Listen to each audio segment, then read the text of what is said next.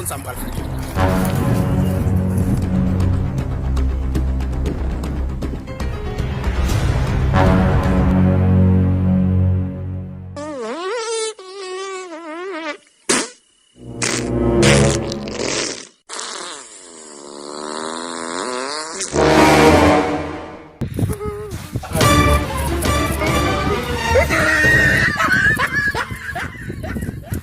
So, gacok saya lagu. Ya udah.